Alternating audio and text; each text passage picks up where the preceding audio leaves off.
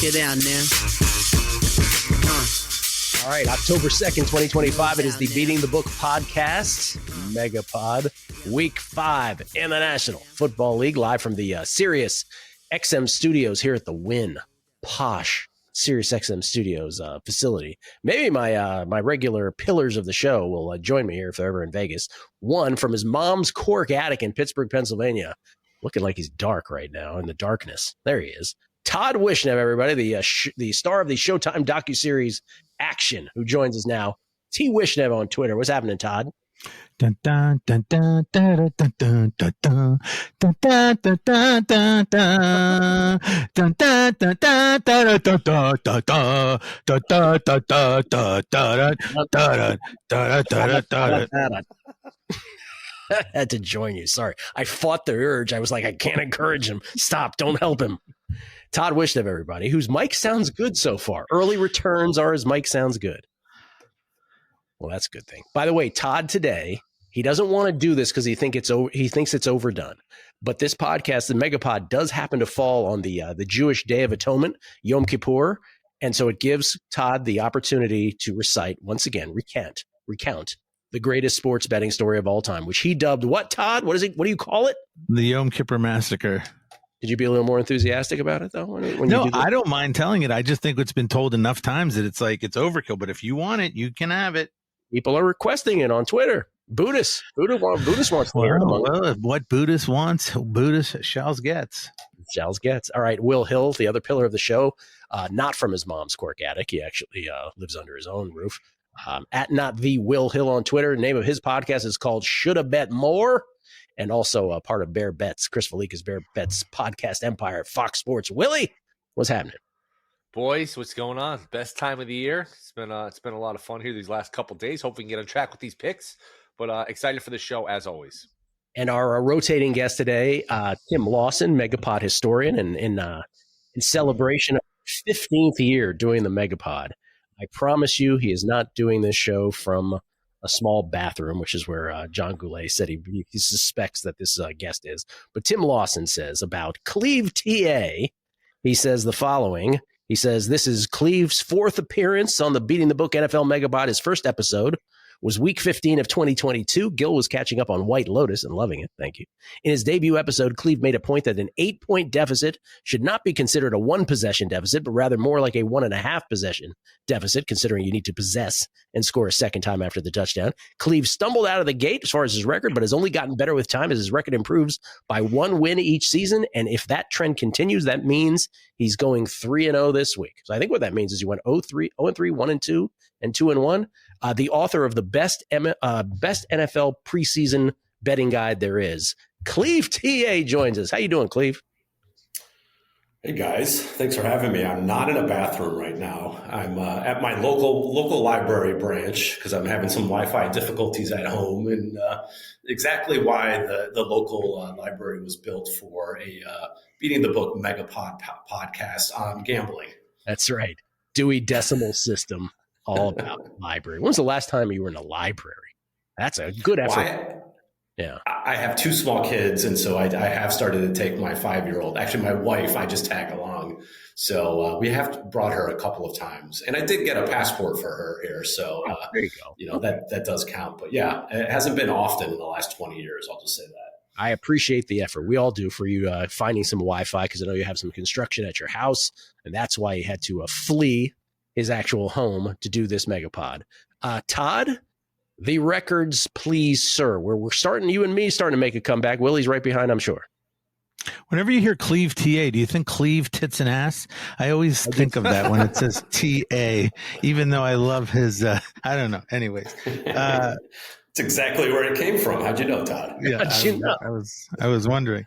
Anyways, Gilly had a nice little week from the Gillerson, with a 2-1 to move to 5-7, and won his teaser as well to move to 2-2. Willie, maybe we should just skip this part of the show. Willie went 1-2 to move to a robust 2-10. However, he is 4-0 on the teasers. That is undefeated on the teasers, which is outstanding. I had a rough week, an 0-2-1 when the Raiders took a giant deuce in their pants late in the ball game to destroy my Raiders pick. And I went 0-2-1 to go to 6-5-1. And I lost my teaser to go to 1-3. Very disappointing teaser record for me. Usually pretty decent on my teasers. And the guest moves into the first place with a 3-0 from Pritch. Pritch with an outstanding 3-0 Jags, Chiefs, Falcons, and won his teaser as well. So the guest seat goes to 7-5. Of course, they're ineligible from winning the MegaPod record. However, they're still 7-5 and 3-1 on the teasers. We've never had the guest seat win this, so we can't let that happen. No pressure, Cleve. I should actually call Cleve TA because Cleve is from Cleveland. Are you a Guardians fan? Are we taking you away from the baseball game in about an hour? I would say baseball is last on my sports list, but I do. I mean, obviously, I love playoff baseball, so I'll I don't pay enough attention during the season, and then when it comes to the playoffs, I'm living and dying on every pitch. It's amazing how it pulls you back in. I'm the same way. So, what are you? Absolutely. Are you like Kent State football #1, then Browns, then something else? Ohio State, buddy. This is Ohio State. I thought they were in Columbus. Cleve, I thought they were in Columbus, not in Cleveland. They are, but do you have to live in Columbus in order to go to the school? I didn't know that. To be an alum. I can check the records on that. Let me see. Yes, you do. You have to. So I'm definitely Ohio State first. I'm Browns and Cavs, and then look, the Indians, but mid-90s Indians is my heyday. So that's I used to watch every pitch of every game. But as I got older, and between work and couple kids and a wife who doesn't even watch sports, I had to pick and choose my battles, and baseball is what I essentially gave up for that. So, but when it comes to the playoffs, I'm all in. All right. We do a Dumbo of the week, and not as many candidates this week, but some of the same familiar faces with the same familiar gaffes. There's really two that leap to mind. And if somebody has a third, they can chime in as a candidate. But one of them, no surprise, is Brian Callahan of the Tennessee Titans. And Will, what was it you were saying? You have him first coach fired. And am I correct in quoting you here? You say, if he is not the first coach fired, you are never betting this market? That's correct. I'm never betting this again. I'm never looking at this market again. I will be, and I usually can take my losses in stride. Been doing this long enough where you just kind of move on to the next one. This one deserves to win. He can't be worse. Their team is awful. They're in large part awful because of him. This bet should win. I thought really after 26-0 to the Texans, the team looked like they quit defensively at the end. I was like, all right, I'm going to get that. I just kept refreshing Twitter. I'm going to see the tweet. Sometimes Sunday night, Monday morning, Schefter, Rappaport, I'm going to see the tweet. He's going to be fired. You're going to catch this. Still nothing. I'm worried McDaniel and Canales, they're facing each other. One of them, the loser, gets fired, and I somehow don't win this ticket. In a little offshore place. What do you call it? Wager on the internet. He's minus 275 now to be the first coach fired. So we'll see. But man, what's your number? Will, I've seen this. I've seen the script. I hate to tell you, Zach Taylor's going to be fired about 30 minutes before Callahan Monday morning. How much is that going to hurt you when that happens? When they lose by 30 to the Lions and then he's out the door? I'm prepared for the pain. I mean, that would be honestly, Zach Taylor to me, if they get blown out. I think that's legitimate. That's a legitimate case. I thought about that one too. Yeah. But I do have to say, Gill, sorry, I have to do a mea culpa because I've been on your show. I do, the NFL preview, and I take a lot of pride in my sleeper picks every year, and I've done very well. And, I had Minnesota. I had Kevin O'Connell Coach of the Year last year, but I came on your show and said the Titans were going to go over their win total and be a playoff sleeper. And I need to take the big fat L on that. I need to put the clown suit on. That looks so bad. And I underestimated how bad of a coach Callahan really is. It's so bad. I'm ashamed. So I need to do that first and foremost. Well, see, that's very honest of him coming on and admitting when he had one wrong. But so Callahan, just to review, we'll go through the Dumbo real quick. 4 weeks of NFL season. Remember the first game against the Broncos, he had the famous he didn't challenge something where he said after the game, he goes, well, an elbow doesn't equal 2 feet, when in fact it does. There was that. Then there was that other game against the Colts where he set up for the 260-plus yard field goal attempts towards the end of the first half, setting it up for like a short fields for the Colts. And finally on the second one, they're like, sure, we'll take the field goal in the short field. Thanks very much, which was just like not winning football.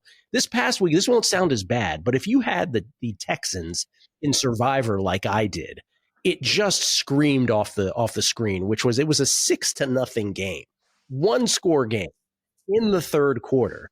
And the Texans missed a 54-yarder. I believe Fairbairn missed a 54-yarder. Don't hold me to 54. It might have been 56, but I think 54. And so they had great field position. Tennessee did. Again, one-score game, second half. 3rd and 12 in plus territory. And they run the ball right into the line and punt. And you're just like, is this guy even – are we even trying at this point? Are we even paying attention? And I guess he was setting up for a play on 4th down if they got yardage, but it was just another one of these Brian Callahan things where you're like, this guy is just, it's, as a guy who had the Texans as a survivor, you were like, oh, we're winning. There's no issue anymore. They're not even competitive here. The other one, and I think this might trump him this week. Todd, you'll remember this because you made note of it. So the Steelers are playing overseas. They're playing the Vikings. And remember, the Steelers went out to this big 24-3 lead.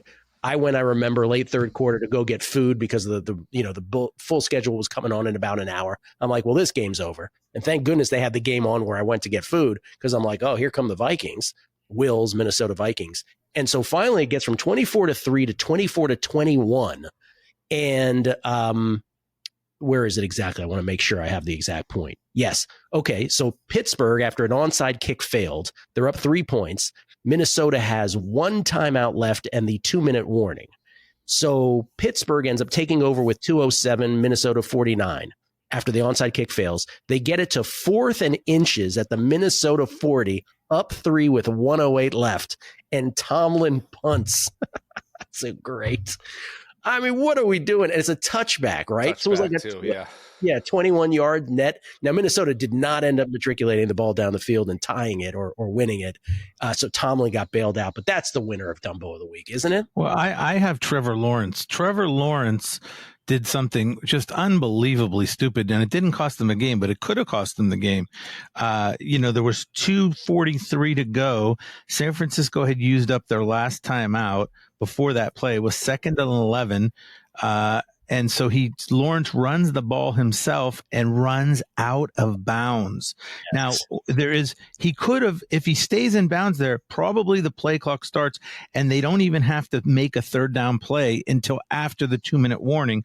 But because of that, they had to run the 3rd down play. They got lucky, got the 1st down on 3rd and 5 on a short pass to Long for 8 yards, and then they were able to kneel it out. But had they not made that 3rd down, you now have a situation where the Niners would have had the ball, or, who knows what they would have done at that point. From the 42, they probably would have had the punt 3rd, 4th, and 5. Maybe they would have kicked the field goal. I don't know what they would have done. But the point is, they could have lost the game. And because of the fact that they got bailed out, but still, how are you a quarterback of an NFL team and the other team has no timeouts? It's all about the time, and you just gack it in your brain and go out of bounds? Like, what is going on? I just don't understand it. Especially for a quarterback that's played as long as he has now, right? It's not like he's a rook or anything like that. But by the way, it was a 2nd down play, and Trevor just runs out of bounds to make it 3rd and 5 at the San Francisco 42. Now, he did complete a pass to Hunter Long on the next play that got the 1st down. But to your point, Todd, you could even see Lawrence smiling because he knew it completely bailed out his gaffe. It's unbelievable. I would just throw in the Jaguars collectively, because there was about 4 other mental gaffes by the Jaguars in that win, by the way. They beat the Niners. But remember the very first kickoff return. So the Niners scored to make it 3-0. The ensuing kickoff, this is early in the game. Remember that kid, LeQuint Allen Jr., fielded the kickoff on the fly and just ran right out of bounds at the 12? He did that. And then on that drive, Trevor went to Brian Thomas Jr., who ran short of the sticks and then didn't even take the care to put his 2 feet in bounds. So that's 4 collectively, because Brian Thomas had 2 on that one play. And then there was another one at the end of the first half, which he didn't even bring up with Lawrence, where it was 2nd and 5 at the San Francisco 9 with 15 seconds left in the second quarter. They had 2 shots at the end zone. But instead, no timeouts. But instead, Lawrence went underneath in the middle of the field to Etienne, so they had to quickly run to the line of scrimmage and spike it to get the field goal. So that's 5 mental errors, 2 by Lawrence, 2 by Thomas, 1 by the kickoff returner.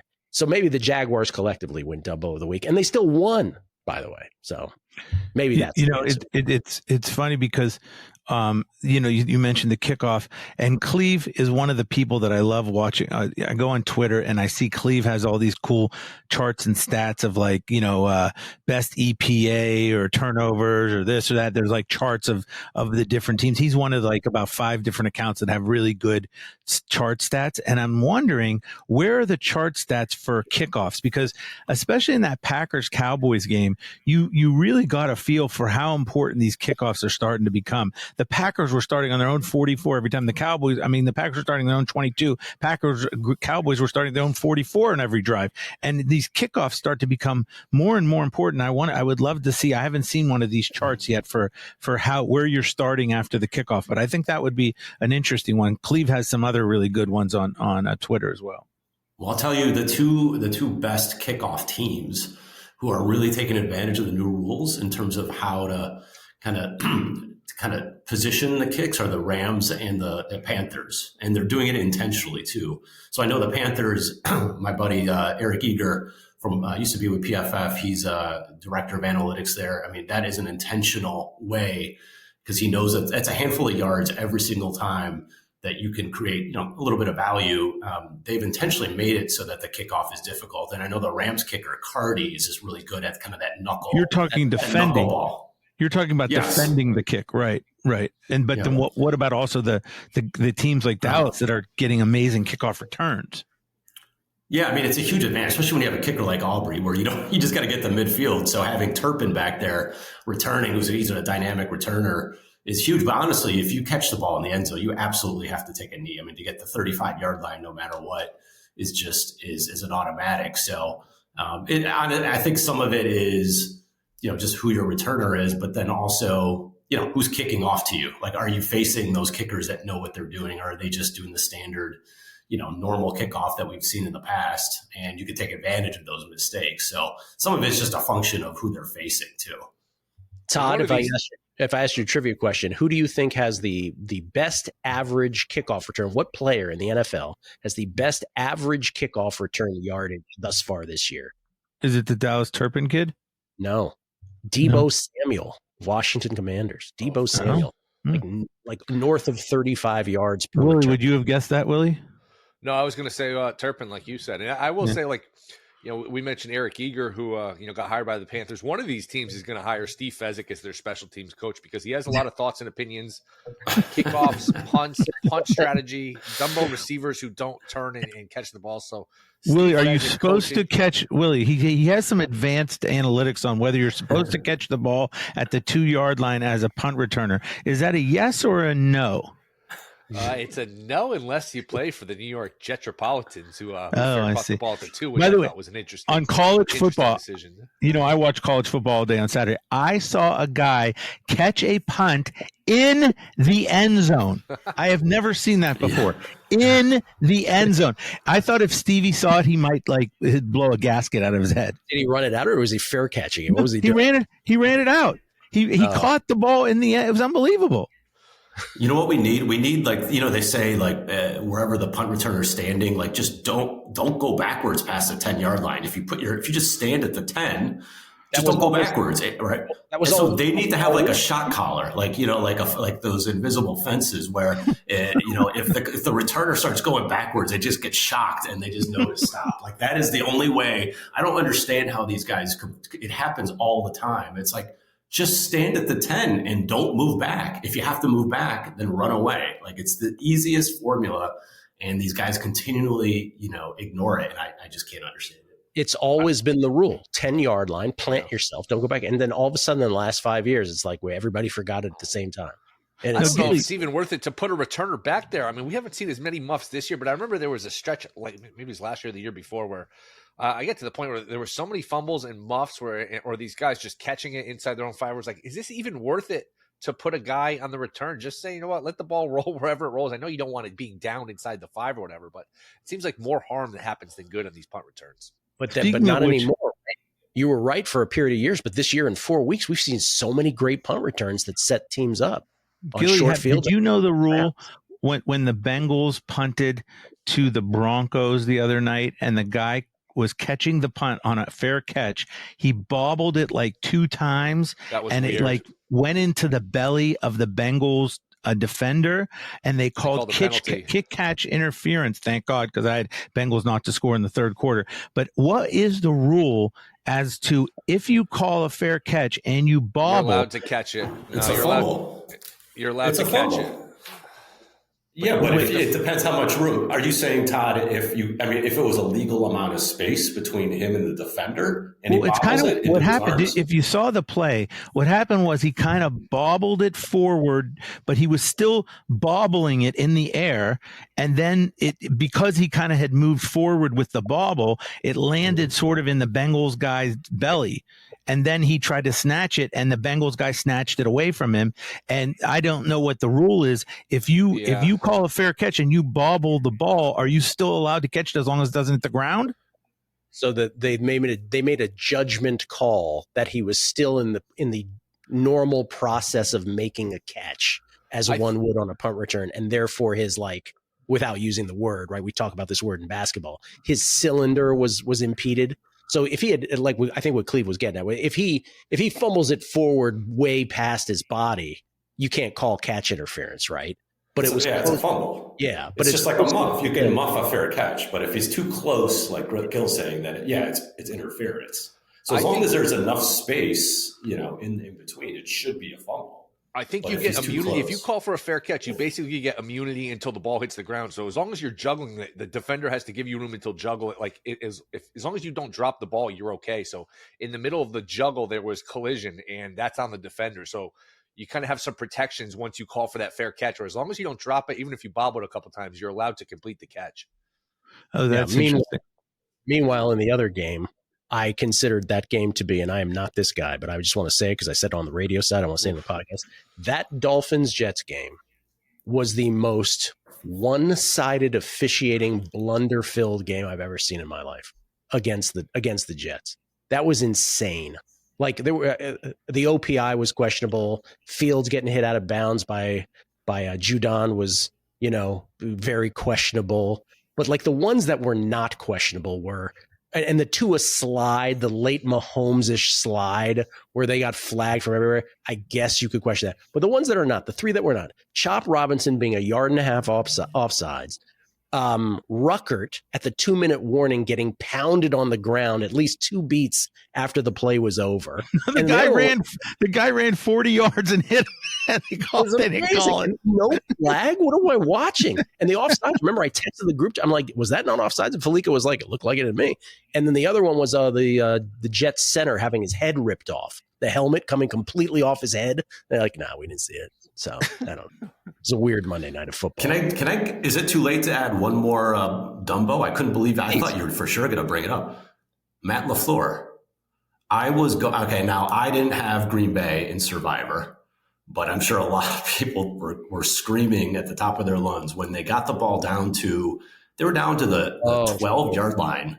In overtime. And I understand they were nervous about, okay, we don't want to score we don't want to kick a field goal and then give Aubrey a chance to kick a 70-yarder, which he probably could. So they wanted to take it down to essentially the last play. But I mean, they were moving the ball up and down the field. They got 6.5 yards per play in that game. Like they did whatever they wanted. They get down to the 12-yard line with about 45 seconds and a timeout. And they went swing pass and just taking their time, swing pass, another dump off. And then obviously they just got lucky at the end with that incompletion in the end zone. Like, I mean, it's like these coaches get to the point where they get to field goal range and they just say, all right, I'm happy with the field goal. They have to try to score. Now, I guess maybe LaFleur just wanted the tie. He was okay with the tie because I guess, he figures that they're going to essentially make the play. That helps them make the playoffs. But I don't know. Like if I was a Packer fan or if I had them in Survivor, I would have gone crazy because they had every opportunity to just keep going over the middle of the field and trying to score, and they were just going sideways for some reason, and it was just way too cautious. So that would have been I like LaFleur, but I just felt like he coached really scared at the end. They kind of admitted it after the game, though, both he and Love. They kind of admitted, like, because you're right. We understand the theory was leave as little time because obviously the Cowboys have the biggest weapon of them all in Aubrey, so that if we do end up having to kick a field goal to tie the game and they get the ball back, we want to leave as little time as possible. So that was the calculus. But you're right, and they admitted as such. I think it was 28 seconds when they called the timeout, and then they just after they ran the next play, you could hear the panic in Tirico and Collinsworth's voice as it was going. They're like, you have to leave enough time for the field goal. What are we doing? And 1 second left they could have lost the game outright, right? By just, who knows what happens if the ball gets tipped in the air or, somehow the play extends even one more second and then they just lose outright. You're absolutely right. And I think Willie had plus 340 both ways, right, Willie? Oh, yeah, brutal. the money line both ways. I couldn't complain too much because I had tie third quarter, then I had overtime like plus 550. So I did well in the game, but I was sitting there and I was texting you guys in the group chat. I was like, plus 325 for this kind of game seems kind of high. And then they scored right away. I was like, well, plus 325 the other way seems kind of high. And just needed somebody to win. But that was a good live betting game regardless. Todd, who's the winner? Dumbo of the week. Just name one. Who's the winner? I want to go with Trevor Lawrence. He annoys the hell out of me. No. Okay, there you go. There it is. He picks the guy in the team that won. Incredible. It's his podcast. You have to fall down, Cleve. You have to fall down. Come on. I know. I had the Jags. I'm with you, but they won the game at least. So that's okay. Tomlin, then it's Tomlin.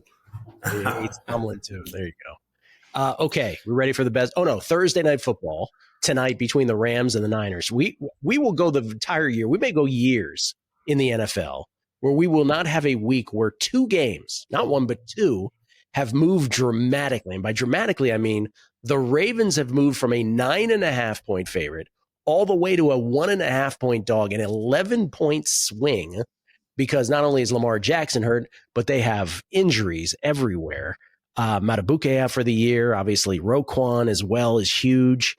I know Stanley and Humphrey got banged up last week as well. I mean, they are a mash unit. And then this game tonight, Thursday night football, when I was doing, hey, Todd, have I ever mentioned guessing lines before? When I was doing guessing lines What Monday. is this guessing lines on Monday thing? You mention it once in a while. Yeah, it's on this feed. It was 3.5. I couldn't, first of all, we knew nothing of the extent of the Niners' injuries. I couldn't believe it was only 3.5 in favor of the Rams. I think the Rams are a demonstrably better team than the Niners.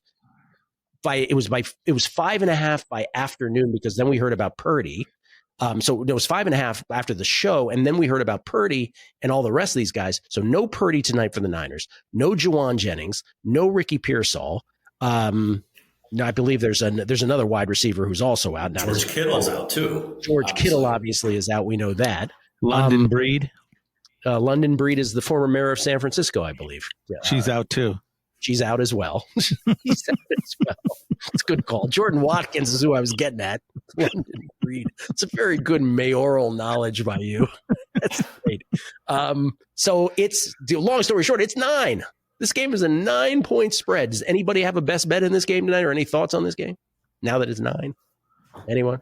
I do. No, I mean, no. I had 3, and I took the Rams 3.5 like you, Gil, Monday morning, just because only reason is I thought that I saw the Ricky Pearsall couldn't, like, his knee had no stability. I had heard that, and I had the Jags in that Sunday game, and I saw Juwan Jennings get crunched on the 2-point conversion and didn't come back. And I just thought to myself, on a short week, like, this line's going to move up once 1 or 2 are going to be announced out. And then obviously I didn't know about Purdy.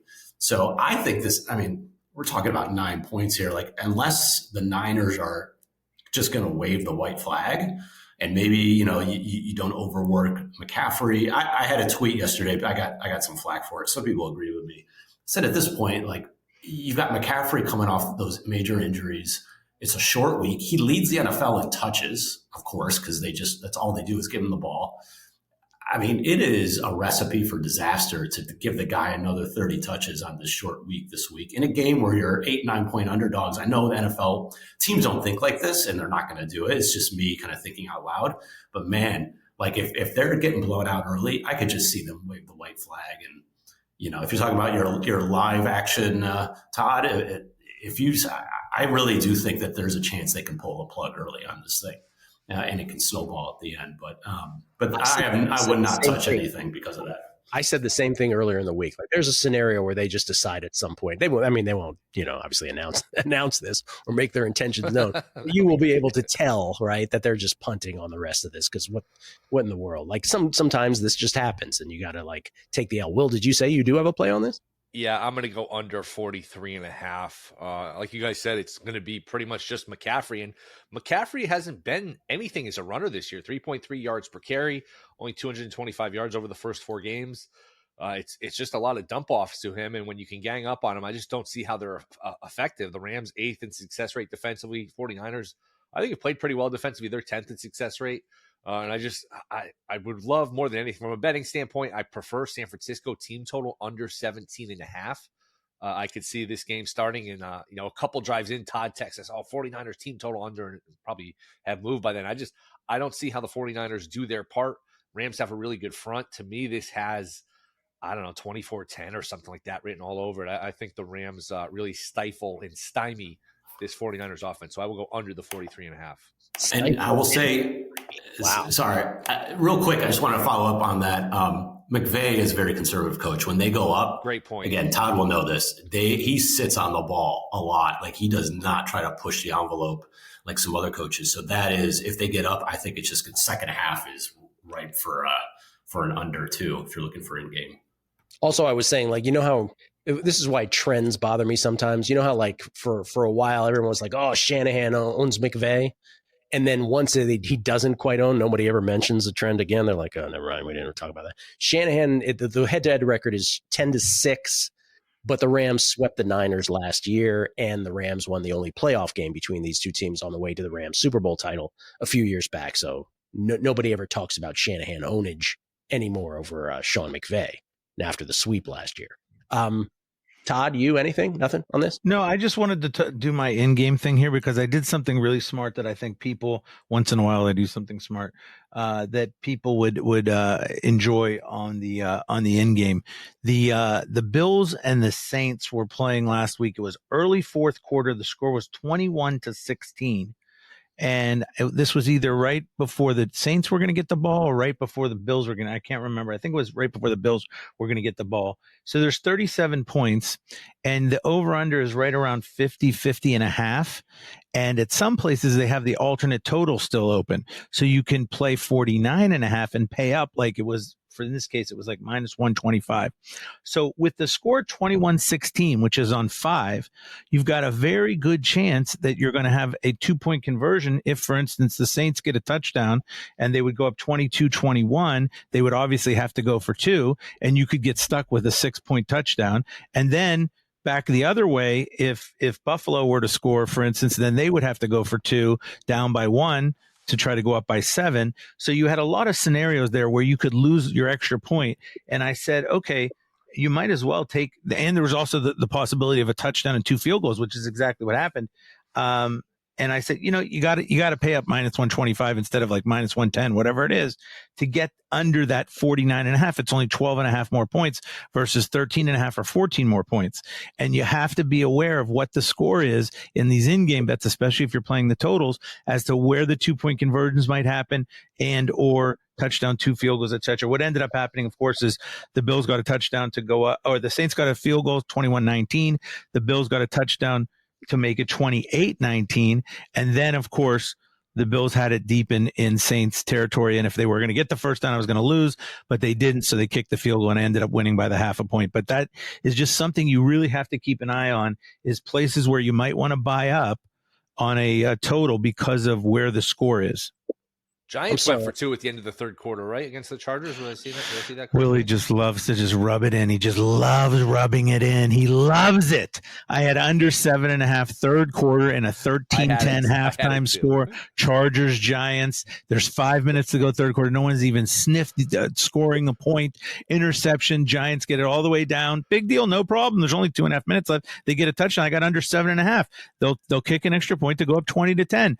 But of course, a penalty ensues. And Dable, the idiot, and Stevie Fezzik said I didn't explain why he was an idiot, but at 19-10, he decides he wants to go for 2 to go to 21-10. Now, I don't know why he did that, because if he misses the 2-point conversion, they're only up 9. To me, it sounds like a very, very stupid thing to do, but he did it, and he stuck it to me. You're right. It's also a Dumbo of the week that we forgot about. So the reason he did it, right, but to your point, you're correct. And you're smart to have thought this because I didn't think it in the moment. There was a penalty on the Chargers, right? So the ball went to the 1 yard line. So he immediately toggled, his brain immediately went to, well, it's at the 1 yard line. I got to go for 2 here, right? I mean, that's what you do when the ball's at the 1. But in fact, when you're up 9, it might not really be the smart thing to do. And they got stopped, right? So, No, they got it. I think they got it. Right. To screw Imagine me. if you don't. That's right. Right. Imagine if you don't. You're only up 9 at that point. All right. Best bets. TA, you have honors, Your Honor. What do you got? What's your first? I am going to go with the Denver Broncos. I believe it's 3.5. Is that right? Check. I'll take a 4 if you got it, but I think it's 3.5. 3.5 is correct, sir. 3.5. Yep. Yeah. So I think just generally speaking, a lot's been talked about, the Eagles just not being as impressive, and it's really talk about outplaying your record, outplaying your actual metrics. I mean, this is based on some of the fourth quarter win share numbers that I look at. They're really playing like a 2.5 win team, not a 4 win team. Obviously, we know about the blocked field goal for a touchdown against the Rams, and Travis Kelce dropping an easy touchdown for KC, and then you even had Dallas with CeeDee Lamb with all those drops at the end of the game. Like, this team really could be 500, and I think maybe they are the Chiefs of last year, where they just they eke out all these games, which is fine. Like that's a sign of a smart team, a good team. They're going to always convert with the short yardage, but you're giving me a good Broncos team over a field goal. I'm going to take it. I mean, this is obviously one of the better defenses in the NFL. They've got Bo Nix has struggled this year, but he did have his best game of the year on Monday, and every single week he's seen improvements when you look at things like PFF grade, et cetera. And he started cold last year as well. So not that he's some great quarterback, but guys are schemed wide open by Sean Payton. He was just missing them a lot of times, especially in that Chargers game. And so, if he just hits a couple of those, they did, I like the fact that RJ Harvey, the rookie from UCF, got a bunch of work last week. That's a nice 1-2 punch with J.K. Dobbins. And I just think that this is, when I go on the road against a good team, what I'd like to see is a good offensive line. And Denver, by all metrics, has an elite offensive line when you look at, pass block grade, run block grade, all those sorts of things. So, that's not going to be an issue. And so I just think, from that perspective, this Eagles offense just isn't the same. I mean, they're 17th in success rate. They're 20th on dropbacks. Obviously, a lot of the positive stuff is just from the tush push, all of those plays. So if you kind of exclude those, they're really a below average offense right now. And you're going to have, it'd be nice to feed A.J. Brown, but you're going to have Patrick Surtain covering them. So, and Saquon Barkley's just averaging 3.1 yards per carry. He has no rushes over 16 yards this year, which is incredible after all the stuff, all the big plays he had last year. The pass block, the run blocking is not good. They're 31st in yards before contact on offense, and this is just not the same team. So do I think Denver's going to win? I'm not sure, but I don't need them to win here. I just need another close loss, and, absent some flukiness with special teams, et cetera. I think the Broncos are in a good spot to cover that 3.5. So give me Denver here. Denver plus 3.5. Eagles with 200 total yards of offense last week in their win against the Buccaneers. 200.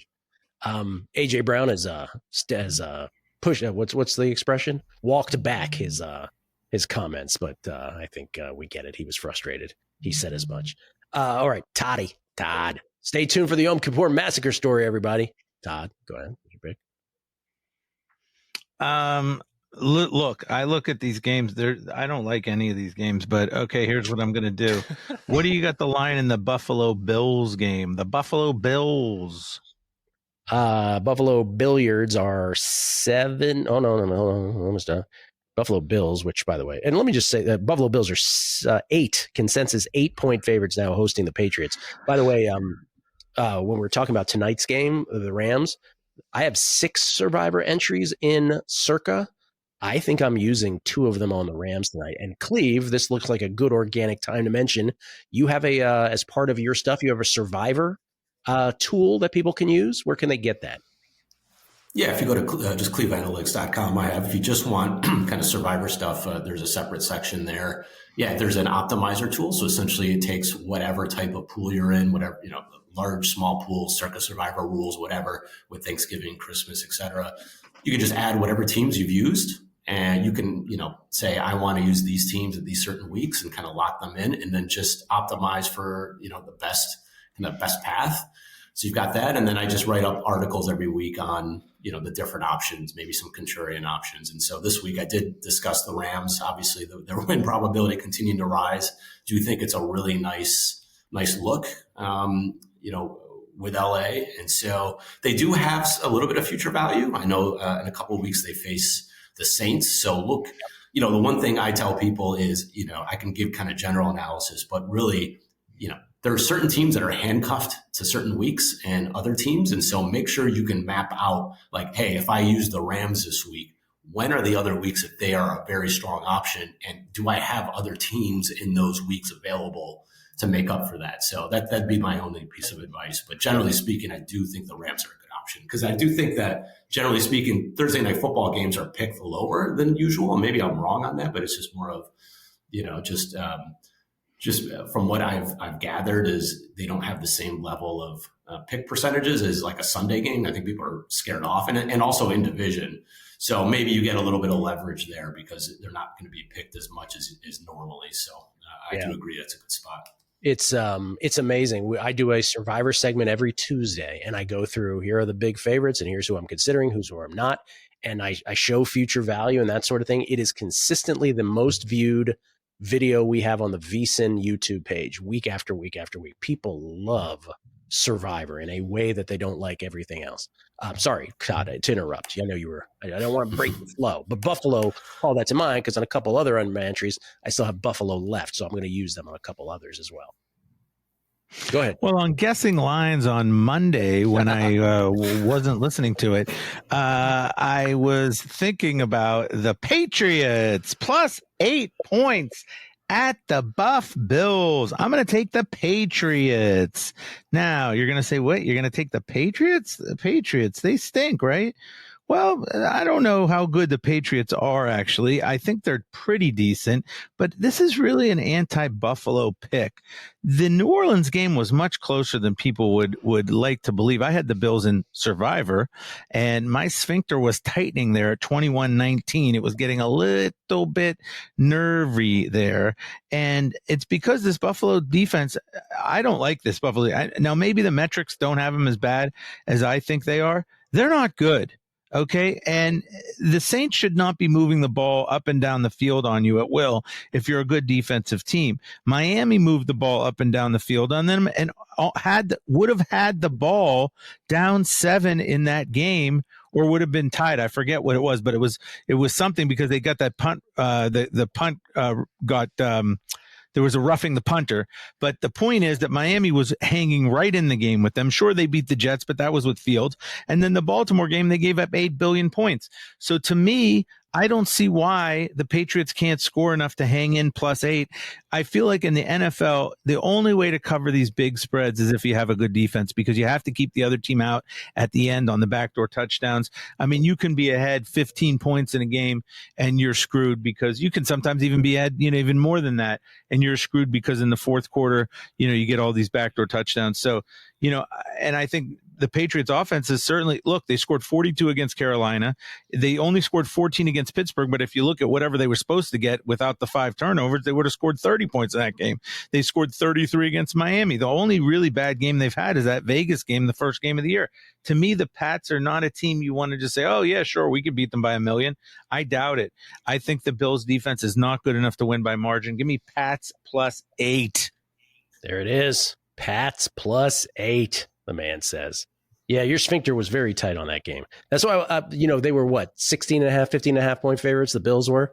And everyone was like, don't overthink it, just take the Bills. Blah, blah. It's like nothing is a free bingo square in the NFL. Nothing.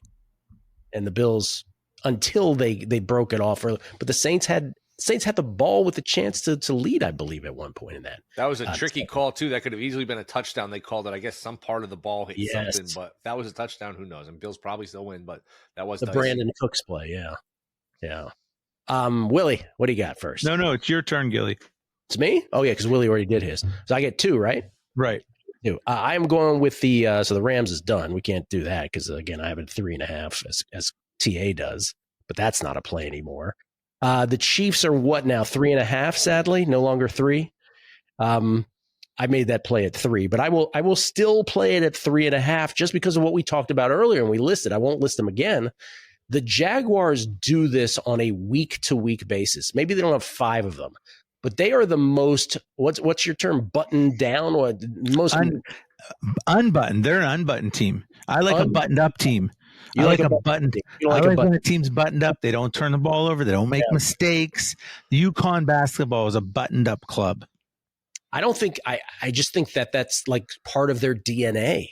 And I think the Chiefs, again, with Xavier Worthy, showed last week against the Ravens. Say what you will about the Ravens. I think the Chiefs showed, oh, that's right. We have players that are hurt, and when they come back, we're still going to be the Chiefs. I think it's a road game, and I'm laying points, and it's more than 3 now. I still think the Chiefs are a vastly better football team than the Jaguars. I do not trust the Jaguars. And speaking of Survivor, whenever it will come down to having the Jaguars, that will be the scariest proposition of them all because they will shoot themselves in the foot. So I'll take the Chiefs here -3.5 as pick number 1. And then pick number 2, I'm going back to the aforementioned New Orleans Saints in a horrible football game hosting the Giants. I am taking the Saints. I thought about taking them too. I am taking the Saints. And the reason I'm taking the Saints is just because I feel like, with the exception of the one game where they got blown out by Seattle, they have comported themselves pretty well. Like they lost to Arizona week 1, very easily could have won. Remember, there was that pass to Juwan Johnson, I believe, in the end zone where he somehow dropped it that could have tied the game and forced overtime. San Francisco, they lost by 5 points, easily could have won that game. I think there was a late fumble that gave the Niners that game, if I'm not mistaken, 26-21. Oh, excuse me. Against the Niners. That's right. Spencer Rattler. The Saints had the ball at the Niners 42 with a chance to win that game, and Spencer Rattler got sacked, I think, by Bosa and fumbled. And then this Buffalo Bills game, which, again, they had the ball. They had multiple chances at this.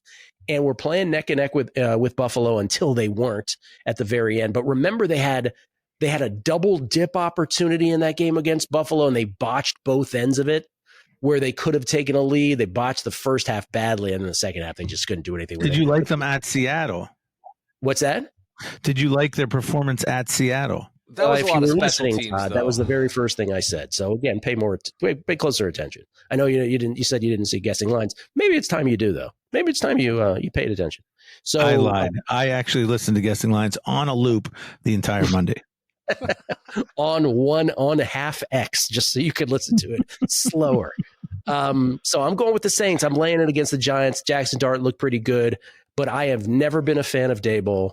I think he is one of the more overrated. He gets the coach of the year stuff was nonsense a couple years ago. Again, he got credit for the Giants' performance on both offense and defense in high leverage situations. If you ever watch, I am at first person to admit the Hard Knocks where they showed him talking to all the young quarterbacks when they were considering drafting the Jaden Daniels and Bo Nixes of the world and on and on. Caleb was on there as well. I'm not a fan. I actually think the Saints get off the schneid. I think they have a lot of confidence playing well against good teams. I think the Saints win this ball game. What's the line, Willie, that we're giving him on this? I think 1.5. 1.5, bro. Okay. Gilly, Saints -1.5. I have a quick bone to pick with you. You know I had Dable at 20-1. I gave it out multiple times on a numbers game, like right before the end of the season, middle of the season. You keep saying he's overrated. Do you want me to give the money back? Because I'm not going to. I'm not giving the money back. You keep saying this. I feel like it's a shot at me. You want me to keep can I keep it? You're allowed to keep it. Yeah, well, I had it as well. I put in my preview a couple of years ago. So, yeah, I feel like the shots fired at both of us right now. 100%. It's personal. We don't vote on the award, Gil. We just bet based on who we think is going to win. Yeah, we handicap the voters here. You handicap the voters. That's the way to do it. Stupid voters. Yeah. All right, Will, what's next? I'm going to go under 36.5. Minnesota Vikings, Cleveland Browns. Just look at the injuries here for Minnesota on the offensive line. Donovan Jackson, starting left guard, out. Kelly, probably out. O'Neal, probably out. And that's behind or in front of Carson Wentz, who does not play well under pressure. You've got a nasty defensive line for Cleveland with Garrett and company. And then on the other side of the ball, you got Dylan Gabriel making his first career start against Brian Flores. I think both teams come into this game and say, you know what, let's not turn it over. Let's not turn it over for points, which with a total this low, you can certainly get burned by defensive scores and turnovers leading to points. That's the risk I'm taking. But barring that, and I do think both coaches will be conservative, barring that, Minnesota, first in defensive success rate here this season. I think Cleveland will just try to run the ball. I think Minnesota will look to protect that offensive line and protect Wentz and run the ball. To me, this has, I don't know, 13-10 or something. I think this is a really low-scoring game, an ugly game. Barring just an outpouring of points defensively off of turnovers, I don't see how you get to 37 points. I will go under 36.5 Cleveland and Minnesota, which should be just a lot of fun to watch Sunday morning. And I see 36. Is there 36.5 out there? You're talking about the Minnesota game, I see 36, correct. There's it's 36 primarily. Yeah, 36. What did you say, Will? 36.5, but 36 is fine. Yeah, 36. Consensus. Good catch, Todd. Don't let him get away with it. We can't let this guy, go on a monster winning streak to turn 2-10 into 20-10. And then what are we going to do? What are we going to say at that point? All right, Dottie, it's up to you. I almost decided. I have that written. I wrote down 5 games because I hate all of them, but that was one of mine was under 36 in Browns. But I think I'll decide if I want to do them later. Let me just take. You know what? I'm going to take the Browns. I'm going to take the Browns in this one. It's plus 3.5, right? Looks like 3.5 everywhere. Yeah. Yep. I'm going to take the Browns plus 3.5. I know Dylan Gabriel or Mike McCarthy or whoever's being the quarterback. To me, Flacco is not any good. And how much worse can Dylan Gabriel be? The Browns defense has really been outstanding all year. They shut down the Packers. You know what? They played well against the Detroit Lions. I'll be honest with you. Early in the fourth quarter, I took the Browns plus 13 when the Browns were losing 20-10 directly before the punt return touchdown, which was about as dumb a place as you could possibly bet it. But really, those last 2 touchdowns were kind of gifts from special teams and an interception. To me, the Browns were hanging in there defensively against the Lions on the road. We saw what they did to the Packers. We saw what they did to Cincinnati with Burrow in week 1. And even against the Ravens in the game they got blown out, it wasn't because their defense didn't play well. It was because of all the turnovers. So if they can just tell Dylan Gabriel, buddy, listen, whatever you do, game manage, no turnovers. Just if we have to, we're going to run it 3 times and punt the ball and let our defense do it. Now, this Minnesota offensive line is absolutely positively horrible at this point with all those guys injured. And that's why I took the Steelers third quarter in the in-game, in the Ireland game. You could see they couldn't block the Steelers at all. And the Steelers defense isn't that great anymore, guys. This is not the Yinzers of yesteryear down there where you used to charge $1 million parking and stop everybody. They can't stop anything. The Steelers aren't a good defense, and they made Minnesota look terrible because of that offensive line. So you're telling me now the Brownies, the Cleveland Brownies are down in England, Tottenham Spurs Stadium down there, and you think the Brownies are not going to be able to slow down a Carson Wentz-led offense? I don't see it, folks. 3.5's a lot of points if you've got a great defense like the Brownies. Give me the Brownies plus 3.5. Oh, my God. Oh, my God. You okay? You all right? TA, you got 2 in a row here. You're second and third. Oh, man. Do agree. This is a tough week. I am going to go with the Jets. I think they're 2.5. Unfortunately, it was 3 a couple days ago, but I'll take the 2.5. I think they went out right here. I tweeted it earlier, so maybe you guys saw this. But if you had to guess, if I said where do the Jets rank in the NFL from a net success rate standpoint? So you take your offense, your defense, and kind of a net basis, just success rate. So on a down-to-down basis, where do you think the Jets rank? I'll say 15. I would have said right around 20th. I would have said, but clearly because you're asking, it's way better than we think. Third in the NFL. What? They're third in the NFL. And this is where stats lie, Cleve. They're not third in the NFL. I understand what you're saying. They are not third in the NFL in anything. Wow, okay. But go on. Okay, so of course they're not the third best team in the NFL. I'm just trying to highlight. So do you know how many turnovers the Jets have generated this year? 0. I know that one. The answer is 0. And so the point is, you saw what happened on Monday night. That was the epitome of the Jets season so far. Like they move up and down the field and then they fumble right as they're crossing the goal line, right?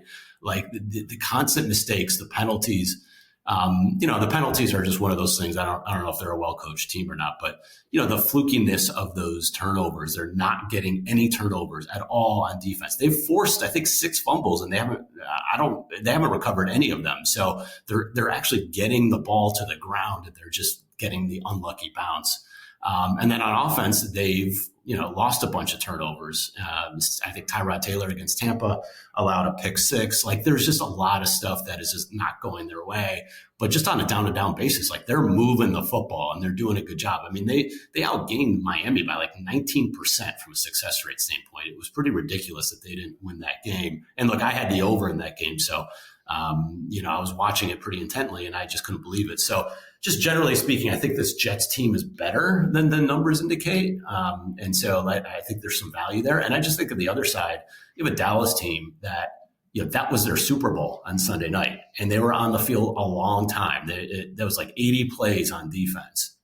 So I think you can get a gas defense and a defense that is already pretty terrible. Like if I tell you, they're the worst defense in the NFL from an EPA standpoint. They've allowed 2 of the 12 worst EPA performances on defense in the NFL themselves. All 4 of their defensive performances are bottom 31 amongst all NFL games this year.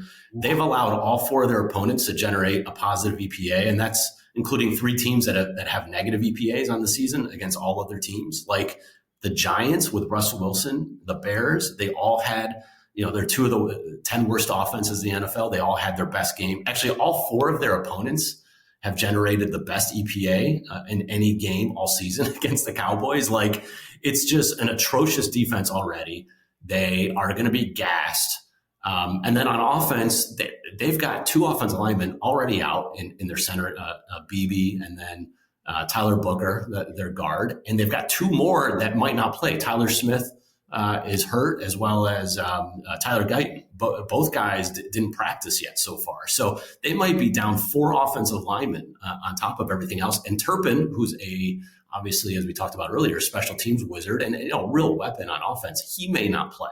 So like you have a ton of injuries on offense. You have a banged up, or you just have a bad defense that's going to, is coming off a lot of plays. They're coming off their Super Bowl. How often do you get a team that's a 7-point home underdog? The next week are road favorites in the NFL. Like, you never see that. This is a complete overreaction, and I think it's an undervalued Jets team because of the 0-4, when in reality, they're more like a 2-2 team just based on the underlying metrics. So, yeah, maybe they'll make the gaffe at the end because they're the Jets, but I'm going to take the 2.5 points here. That was a very thorough description. It makes me want to jump on the Jets too.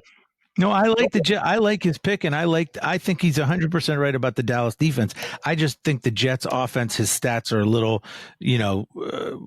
how should I call it? Famished. Those statistics are a little famished in the sense that. Yeah, tell me, because like what you remember against the Steelers, were they not really impressive? They scored 32 points. They moved up and down the field. They were terrible against Buffalo. Like that was their bad game. I'll give you the Steelers.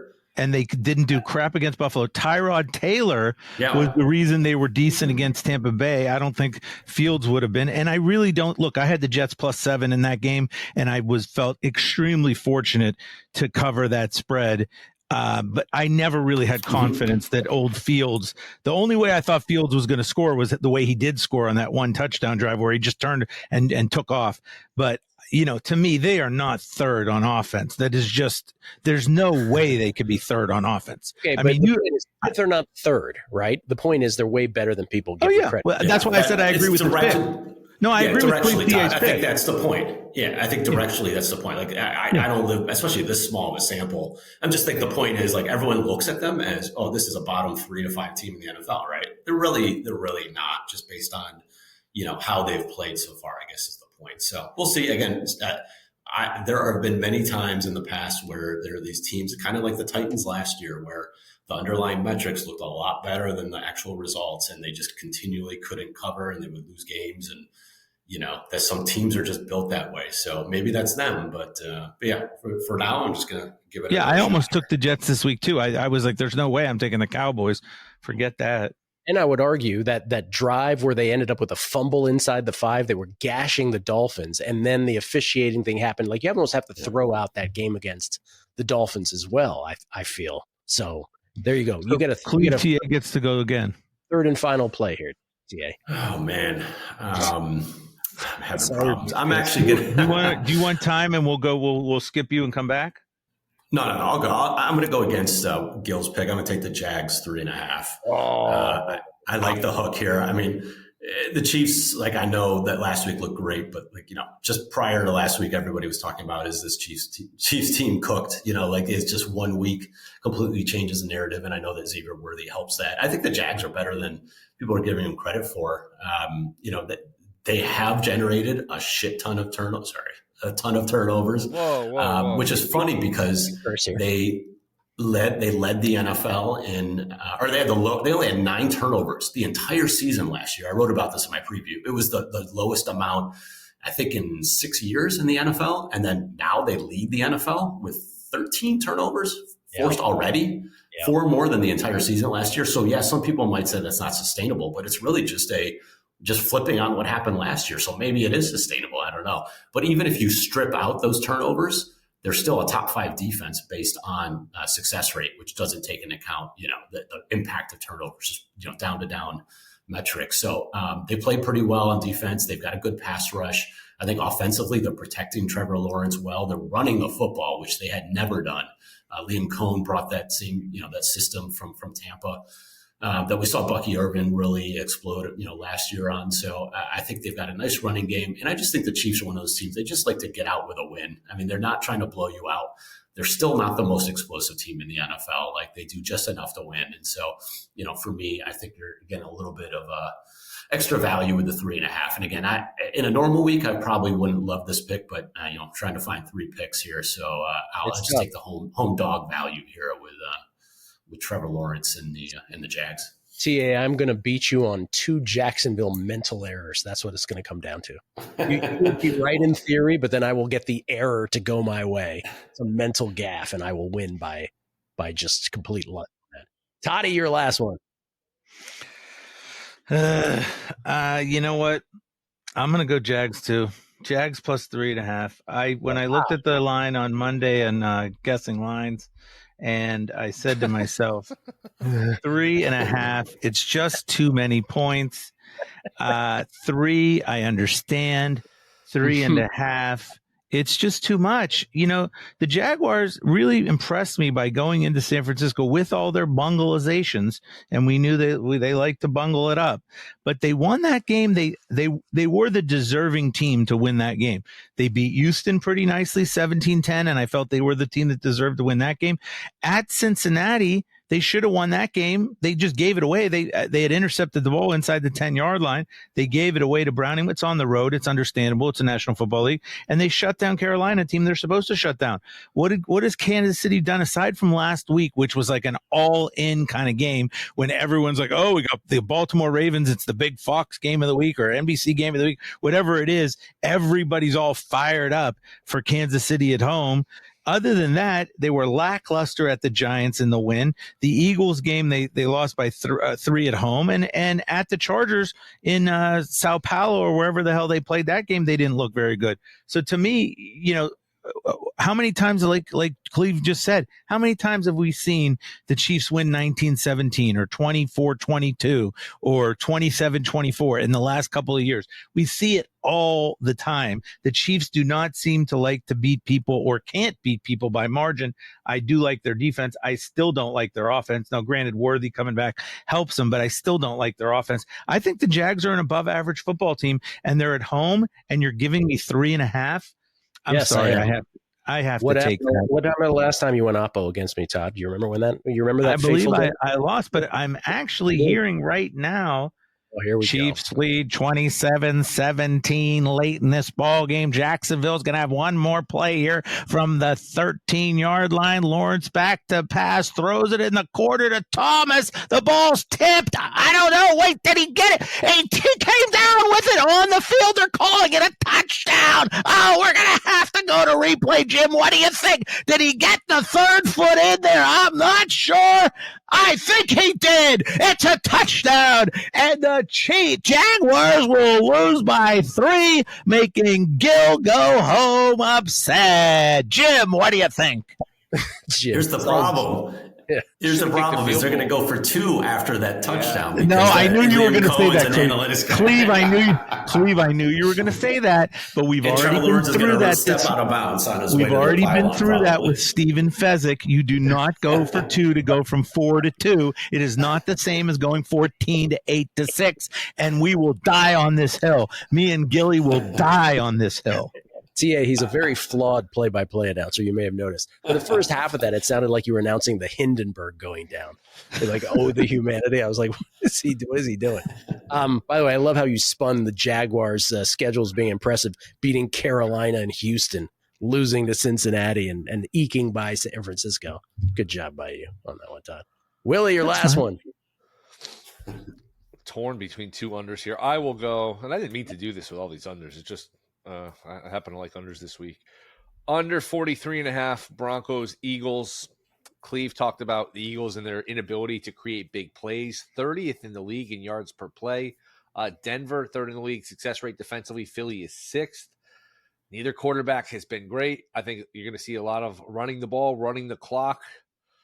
I don't know, like a 21-14 type of game, something like that. I think it's hard to get to 44 points with the lack of explosiveness from each quarterback and each offense. 2 pretty good defenses. And I will go under the 43.5, my 4th pick, because these 4th picks have been doing well just the way the season's been going. I thought about taking your under 47.5 in your Commanders game with all the Chargers O-line issues, and Daniels may not be 100%, may not run, but I'm going under 43.5. Denver, Philly, 3rd pick. All right. That means the Washington under is a lock to hit. 100%. 100% now that he didn't take it. I don't mean to interrupt, Gil. I thought I was going to get on here with Will and he was going to pick the Titans. I think, isn't that how that works? That's exactly how it used to work. I'm very upset at that. Very disappointed. That's like kicking a man when he's down. He came back with the Titans this year, which I didn't think he would ever pick again, and picked them again and lost with them again. So you can't say that to the poor guy. I'm the one who picked the Titans as a sleeper team. I deserve it too, so I'm good with that. I am going with my final pick. I am going with the Baltimore Ravens. Ooh. I believe this line has moved too much. What's the line? 1.5 or 2? 2. I'm seeing 2 consensus because I see some 2.5s out there. So 2 is what I think it is, but you tell me. So Ravens plus 2. 2. Yeah, I get it. It's no Lamar. They have cluster injuries. I understand why the line is moved, but they're playing the Houston Texans. And I don't know if you've caught the Texans act this year, but how can I put this about their offensive play? They are not good. Not good. not buttoned up, not good, not anything. And so you do get in the Ravens defense, which is a weakness, you do get weakness on weakness. And that's sort of the Dr. Bob handicap thing of it sort of mitigates the issue with your own team. And so you sort of get away with that in that respect. And Cooper Rush, for those, obviously everybody's, massive downgrade from Lamar to Cooper Rush. But how massive is the question?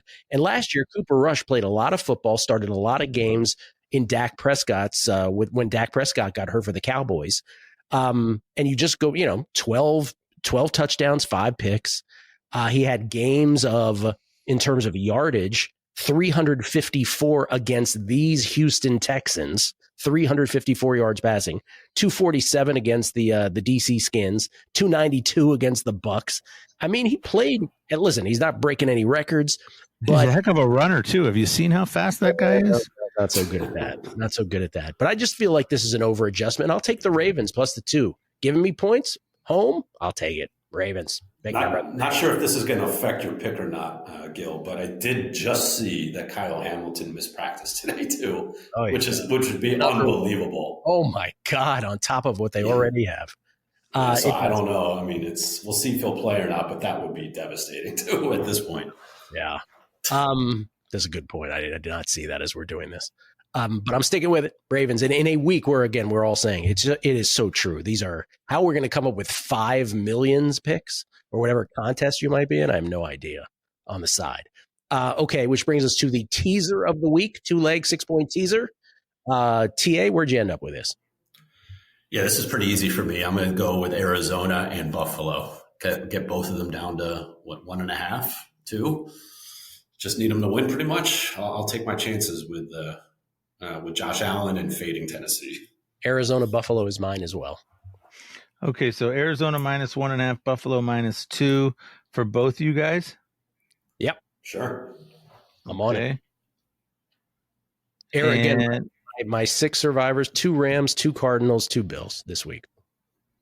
I think the Cardinals are the most organic of all. In terms of not having future value, this is kind of the last spot to play the Cardinals. That's why they get 2. I think I'm taking the Cardinals. Yeah, they'll be the most picked this week. I think Circa is my guess. So. Yep. Is it me? It's you. What do we have for Rams 49ers? The official line, is it 8.5 or is it 9? It is settled in at 8.5. Yep, Rams and Cardinals. Okay, so Willie goes Rams minus 2.5 and Cardinals minus 1.5. And I have Arizona also minus 1.5, but I have them with the Colts. The Colts are minus 7, right? So the Colts down to minus 1. Yep. I'll take the Colts. I just don't see the Raiders going in there. And I almost took Colts minus 7 as one of my picks. I think the Raiders are just an abysmal football team and just ridiculous mistakes. I mean, if you want to talk about unbuttoned up, Geno Smith is the definition of unbuttoned up. The guy needs to put a couple more buttons on that coat because this team is a absolute dumpster fire as far as stupidity. Oh yeah, we didn't mention Carroll for Dumbo of the week. I thought playing for the field goal, especially with the Bears had time and 2 timeouts. Even if you make that long field goal, you're asking for trouble. I thought he was at least worth a mention. By the way, I'm seeing him as many 6.5s as 7s in that Colts game. What do you have there? I almost feel like if 6, so minus a half. 6.5. He's a great guy. Give him the 6.5. Yeah, so Colts minus a half. What?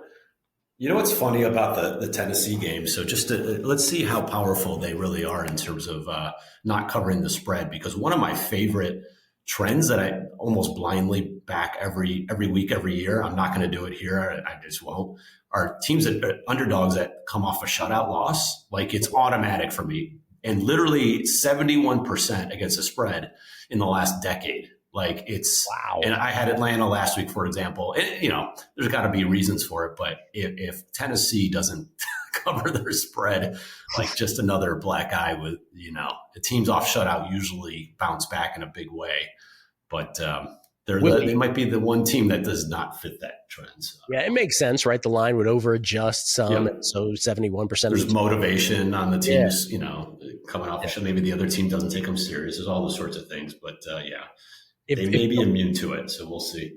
If Brian Callahan is not the first coach fired, I just like I want Will to win this, but like the amusement of this not happen. Like if that did not happen, if someone fired their coach before this poor guy, when is their bye week, Will? I'm not sure. And the funny thing is, we're joking. In all seriousness, I don't think I'm going to win. I think if they were going to do it, they would have done it already. The week before against the Colts was embarrassing. Last week was humiliating. I just feel like some people have chimed in on Twitter like, you have no idea how clueless that owner is. That owner's just going to let the ship sink. I actually don't think I'm going to win. There's really no way to get off it unless you start taking shots on other people, and it's just not worth it at that point. There's no like yes no line. I actually think somebody's going to get fired before I'm going to be funny that be pissed, but I'm already pissed. So whatever. It's so funny that he was hired from the Zach Taylor tree. It's like someone mentioned that to me. I said, no, that's not a tree. That's a cactus, my friend. The Zach Taylor tree. They're both going to be the first two fired at this point. Titans bye week is week 10. Week 10. So you might, it's too far out. Just enough. I favored by 3.5. Yeah. Adam Schefter reporting that John Harbaugh is out as Baltimore Ravens coach. Go figure. Who had that? Who had that one? He's getting that in his earpiece as well as the show goes on. All right, I forgot to tell TA about this too, so he doesn't have to have one, but I keep forgetting to tell the guest. Todd has inserted the prop of the week. No. Don't say that. I made a suggestion, and you could say, yes, you want it, or no, you don't want it. Don't put everything on me. So I don't know if you have one, TA, but Todd, what is yours? Oh, jeez. Yeah. I have not even looked at props yet. So I'm going back to Ferguson again for the Cowboys at over 5.5 plus 105. Over 5.5 catches. If you look at how many catches this guy gets, they throw to him constantly. Ferguson against the Packers, he only had 2 in the first half. He still ended up getting over 6.5, getting to 7, and no CeeDee Lamb. So, and Waller came back from the dead against the Jets as a tight end to catch 3 balls. So I don't see why Ferguson can't catch 6 balls. Give me over 5.5 with Fergie. Really? I am going to go Mason Taylor, Jets tight end, over 33.5 receiving yards. Son of Hall of Famer Jason Taylor, I guess nephew of Joy Taylor, former great Joy Taylor. Media personality, correct. Absolutely. 33.5 yards against the Cowboys, their leaky pass defense. Taylor has started to get more and more targets, 13 over the last 2 weeks, 7 targets last week, 5 catches, 65 yards. Give me some. What's Garrett Wilson? I bet you Garrett Wilson gets a lot too against that stupid Cowboys defense. Boy, not only is Todd's mic an improvement from before, but now he just overrides everybody. It's so good. No, I'm trying to buttress Willie's pick. I think it's a good pick against that crapola Dallas defense. I enjoy when you buttress. Talking into the mic this week too, as opposed to his left shoe like last week. That's right. Big development. We're here at Yankee Stadium last night, where the Will Hill family has entered the building, and the refreshments are all out, folks. All the pretzels are gone, all the nachos, and all the peanuts. So the only thing left is cotton candy, because the Will Hill family has eaten it all. The Will Hill family calls it. Okay. I'm on Chris Boswell over 1.5 field goals made. He's going under this week because they're not playing. They're not playing. That's right. That was a bad beat last week. He should have had more than one. I know he should have had it too. That was terrible. I got no prop. I'm with Tia. No problem for Gilly. I'll just say, like, if you're just looking for something, just because it's my home team, Isaiah Bond, I think for the Browns, I think is going to get a real increased look here. And I think his yardage prop is in like the mid 25, 26 range. I think that's a low number. He got a bunch of targets last week. He's getting more incorporated in the offense. And I think they're going to try to get him the ball in different ways. So that could be an option for the London game, maybe even a first TD, like 20 to 1-ish look, if you want a little bit of action on a long shot Sunday morning. Yeah, I don't know why I didn't do this. I had every intention of using Gabriel under 179.5. It's actually 181.5 passing yards. The Browns quarterback under. I don't know why I went with Taylor. I just kind of forgot that was my initial look was Gabriel under, just because I think they're going to run the ball and he's going against Flores defense. So yeah, I would assume. Speaking of home teams, I would think Zach Ertz would be overs this week with Jaden coming back. I assume Jaden is coming back. I don't know, but without without a full arsenal of fully healthy wideouts, I have a feeling Jaden relies on Zach, who just catches everything this week. That would be I don't have a play on it, but I'm just saying that's how I would view the Jaden Daniels return. Yeah. The Dylan Gabriel thing is sound though, right? Like, I'm sure if the Browns, and TA, you can speak to this, I'm sure if they had to script it, this would not have been the spot for Gabriel overseas against the Brian Flores defense. But Joe Flacco being a 40-year-old statue, I guess there is no time better than the present. Is that kind of how they view it, you think? Yeah, I mean, I think ideally it was, so they play Minnesota this week, and then they don't take a bye week. They go right to Pittsburgh next week, which is like the worst spot in the entire season, I think, for any team in the league. And then they play Miami. I think that was the kind of the circle, as that is when we would put in our rookie quarterback. And they thought that Joe Flacco would be, they'd raise the floor with him. They weren't going to win a bunch of games, but they weren't going to get blown out. They were going to at least be competitive. And he's been the worst quarterback in the NFL by a mile, by all the advanced metrics. He can't move. Teams just bull rush him, and he just stands there and holds the ball too long, and he's committing turnovers. So, if you got a guy who's committing turnovers and also not scoring, then what's the point with this defense? So I think they just said, we need a guy who can at least get out of the pocket and run bootlegs and the kind of things that Stefanski runs. No. And Flacco is just limiting the playbook. So, who knows what happens against Flores? You don't overseas, kind of short work week, and having to face Flores is ugly. But I think they figure it's going to be ugly no matter what. So. Yeah, Browns ideally, when Cleve's talking about after the Pittsburgh game. So it's Minnesota this week, Pittsburgh next week. Then it's 3 AFC East opponents, everybody but Buffalo. In other words, the 3 bad AFC East teams with a bye week thrown in there. So that would have been the perfect spot, but no time like the present because Joe Flacco is Joe Flacco. And so here, the other question on this: half a game started. There's my line on Shedeur Sanders this year. Over under half a game started. Man, that's a good one. I think he gets a start. I think week 18, he gets a start. There it is. Because they're trying to tank for a quarterback. That's the wild card. By the way, that reaction, if people are watching or seeing me moan and groan, I had Jose Ramirez to walk first at bat. It's been a good angle. He walked 3 times yesterday. What was it, 11-1? No, today it was only 7-1. People are kind of onto it. And I have him 2+ walks at 8-1. 3-0 count, fastball down the middle, strike, 3-1, 3-2, 3-1, he fouls it off. 3-2, he swings at a ball in the dirt and strikes out. He hates walking. He hates it. He walked 3 times yesterday. Yeah. It's so funny because you reacted, Will, and I immediately, when I was like, oh my God, who scored? Was it the Tigers or the Guardians? And I'm like, 0-0. What's he? Ciccone had 26 pitches in the first inning. Ciccone. Okay. Jeez. Sorry about that, Will. That's brutal. Me too. Was it number 11-1? Today it was only 7-1 and 8-1 for 2+ walks. There you go. Look, I'm not a huge baseball guy, but I do know that the guards win in the craziest ways. So there's going to be some broken bat, infield single that's going to win, or it's going to be a hit batter with the bases loaded. So, bro, actually, catcher's interference is how they'll win tonight. You have no idea, TA. I had them under season win total, then alt under, and they are just the bane of my existence. They are just the worst. All right, final 2 questions, and then we close with the story. Final 2 questions. Which of the big favorites, in your opinion, is the most likely to lose outright this week, TA? The candidates are, and there's not like a whole mess of them, but Rams tonight, 8.5-point favorites hosting the Niners. Colts, 7-point favorites against the Raiders at home. Arizona, 7.5-point favorites hosting the Titans.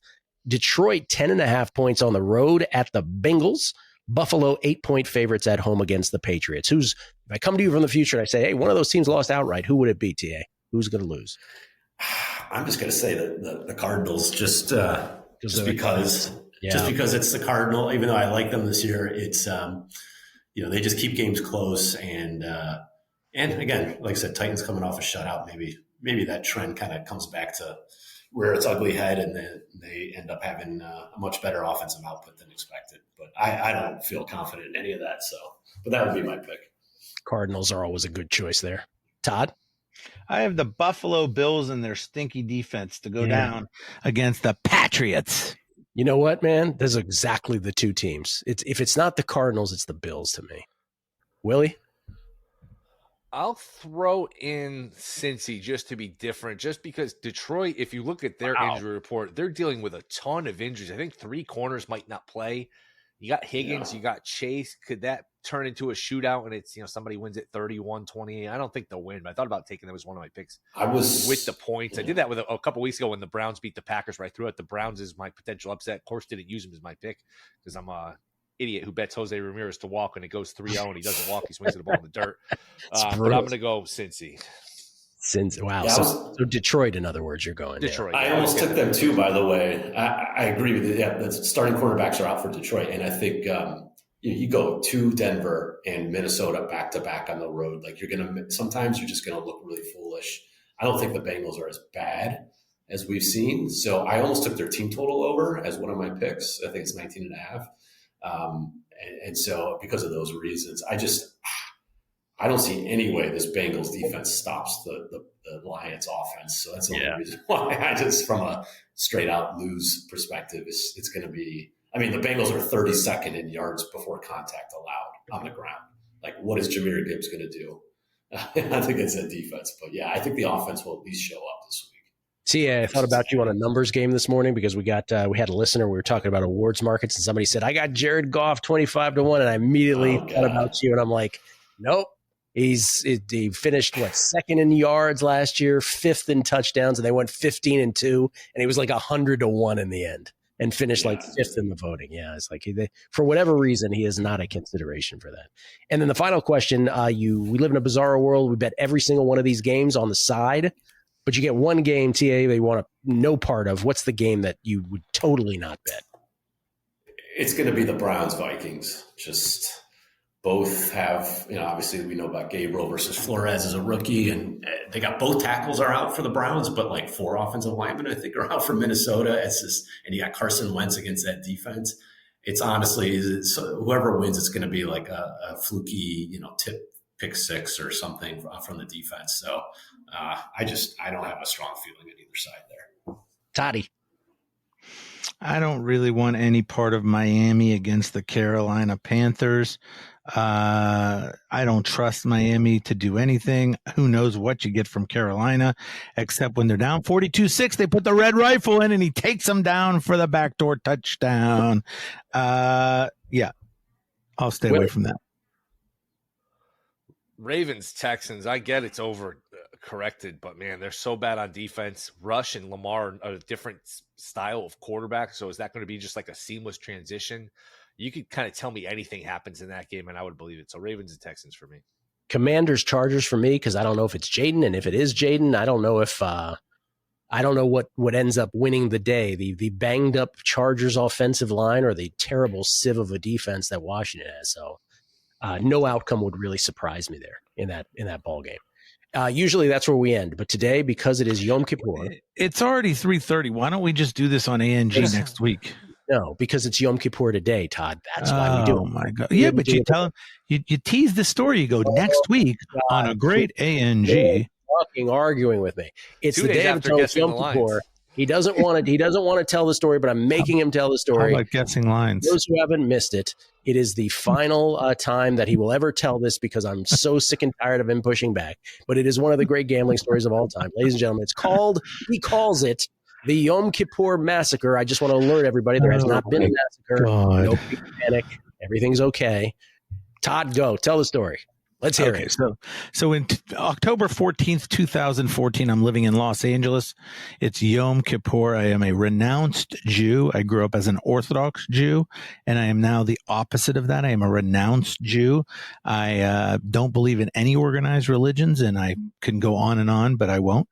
But anyways, it's Yom Kippur. So in the past, I would have fasted on Yom Kippur. It's the Day of Atonement for the Jews, but I stopped doing that in 2008. This was 2014, so I decided I'll go over to my Fugazi Jewish friend's house and watch college football because it's Saturday college football. This guy's similar to Gill, very Fugazi Jew, doesn't know anything, that barely knows a damn thing about being Jewish, but, fasts on Yom Kippur because, it's Yom Kippur, right? So he's over there. Go ahead. This guy, he's a Fugazi Jew. He's fasting. I'm not fasting, but he's fasting. We're watching college football, which is not exactly what you're supposed to do on Yom Kippur if you're really a serious Jewish person. You're supposed to be in temple praying for forgiveness of your sins.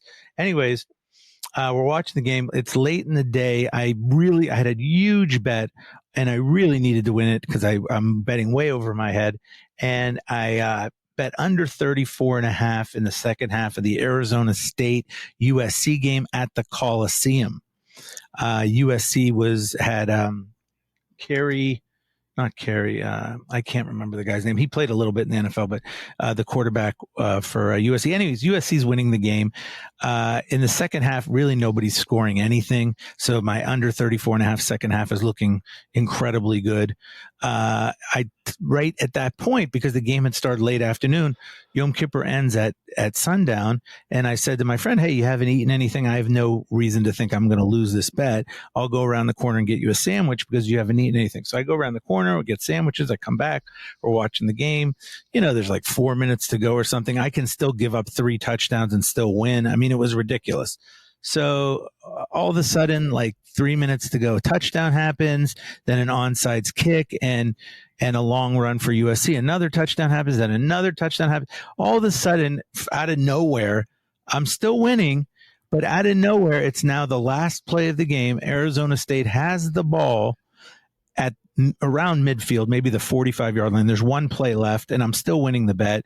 It's a Hail Mary. They'll knock it down. I'll win the bet. It'll be no problem.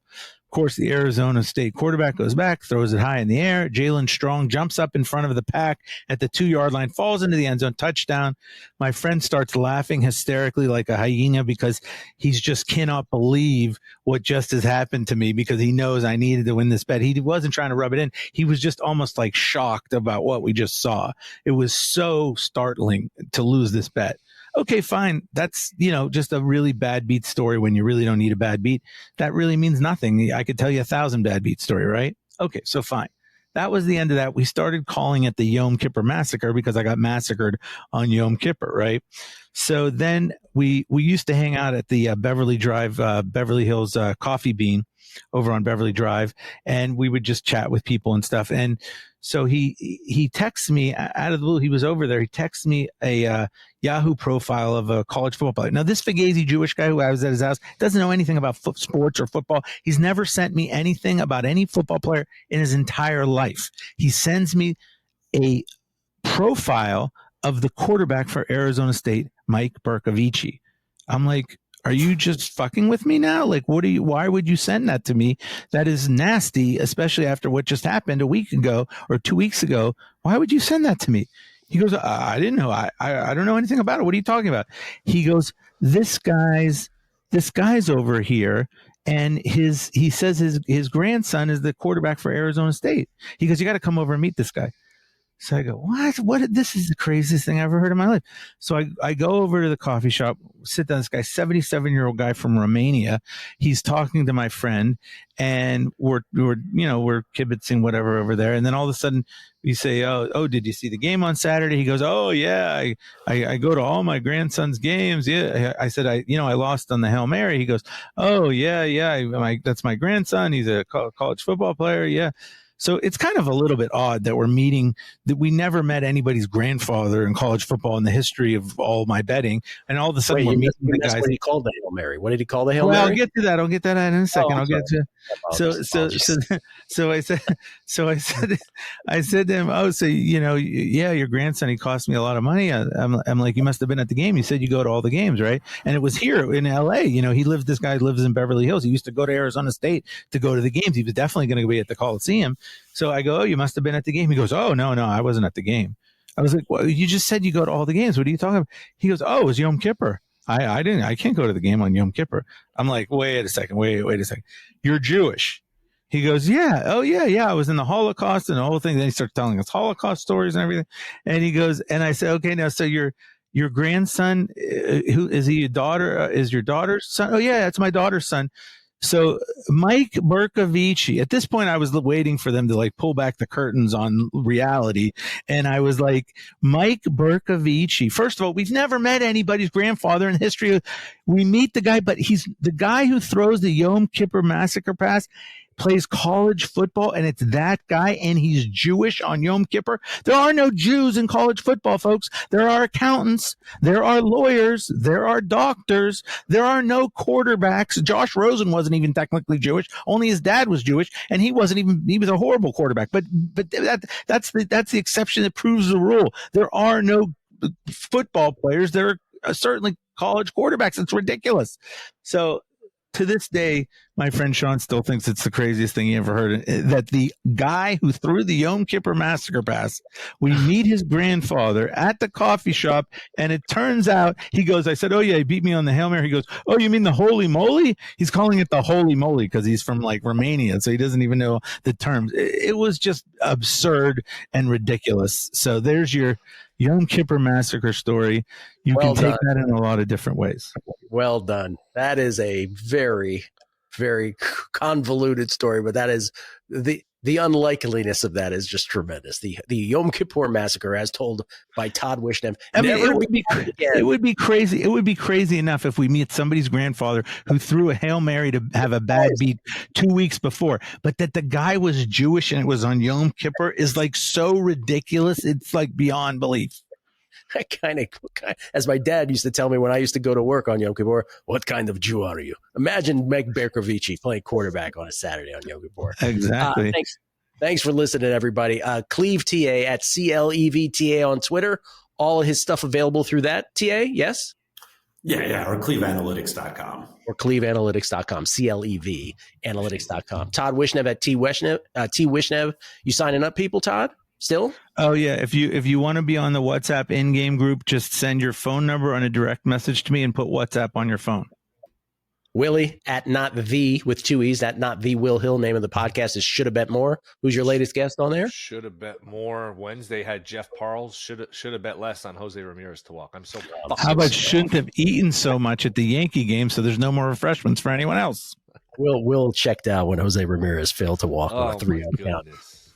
Thanks for listening. Good luck with all your bets. Week 5 in the National Football League.